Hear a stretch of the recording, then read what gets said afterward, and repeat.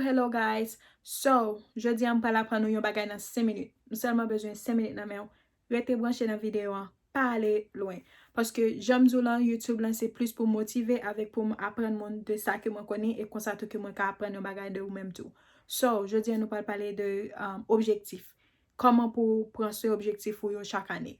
So, mwen pal montre ou yon poster ke mwen te fe pou ane 2019 lan. M konen ou kapab vreman bien wali paske m pral vire kamera pou m kapab montou e pou m kapab plus informasyon de sa.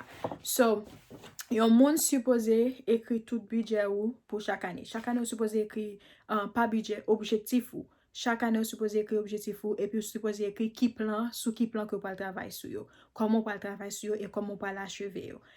Même si ou ekri li ou mette li yon nan bib, ou pa bezwen fè yon poster même jan ansama avèk mwen, ou ka toujou ekri tout objektif ou mette yon nan yon bib, ou bien mette yon kote, ou bien ekri yon nan papye, ou kole yon kote ke li ou toujou wè li, epi tou li toujou fò motive pou fè sa ou gen pou fè yan.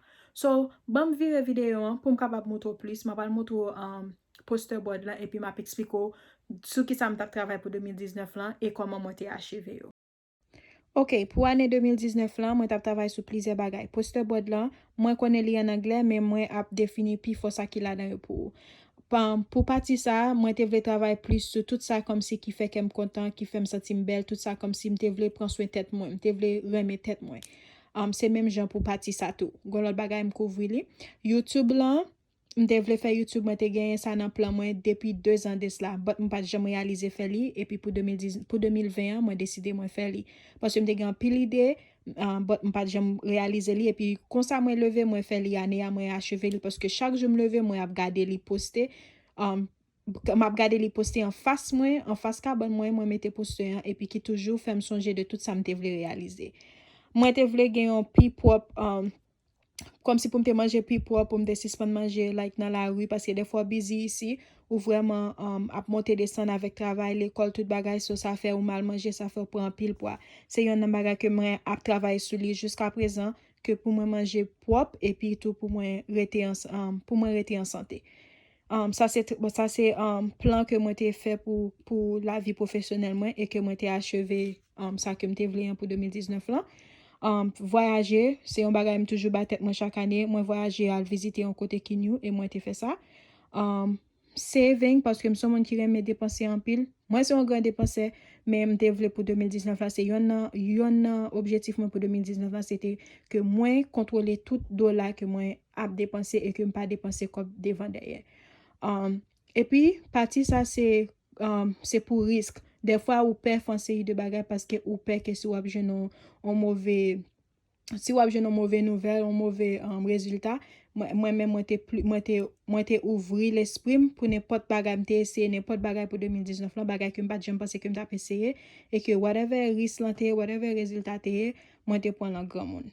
So, mwen fe pam nan konsa se paske yon zan mi mte fe yon ti get together, yon paket fi, epi nou te chita, nou te travay sou tout bagay ke nou te vle acheve, men ou men ou pa bezwen fe pa ou lan konsa jan ke mwen di ou lan.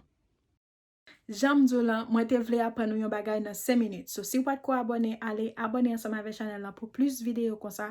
E pi jam mwen di ou lan, gen yon bagay yo rele, gen yon book ansama, gen yon plizye liv ki sou internet lan, ansama avan paket informasyon sou internet lan, de yon bagay ki rele loi atraksyon. Loi atraksyon an ap sanse ekspliko tou jan de bagay sa yo.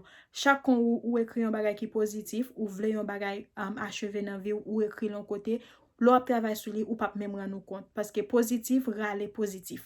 So, a la minute ke ou vle realize yon bagay, ma ba ou sa, paske mwen fel pou plizye ane. Ane sa, mte plis fel li ansama avek plis detay, but chak ane m toujou tape ou betou m toujou ekri tout sa mwen gen pou m realize, epi nan fe ane alem gade, m kon kole yo toujou kole yo nan mi. Mwen ap fe sa depi 2016. Depi lem finke pitit mwen, sete yon nan motivasyon mte batet mwen. Chak ane pou mte wek ki sa mwen ekli ansama avek ane ya.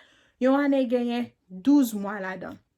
Ou gan pil bagay ou ka realize la dan. Ou gan pil plan ki ou ka fe la dan li. So, pa pedi tan. Whatever so bezon realize ya. Kapab si yon bagay ki vreman minim. Kapab se pa yon bagay ki apon pil tan. Ale, ekril.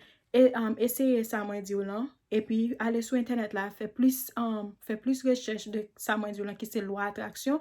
En anglais, it's like law of attraction. So, si ou ta vle, ale online. wap jwen plus informasyon de sa, epi wap li de bagay sa yo tou, kapab ede ou fè de bagay ki pozitif. So, si ou te reme video an, ban mi yon thumbs up, and then, si ke ou santi ke ou apren yon bagay ou bien plus bezen, plus informasyon, ou kapab toujou mette koment en ba, ma pou reply nan koment ou yo. Epi, pa bliye pataje video a. Merci.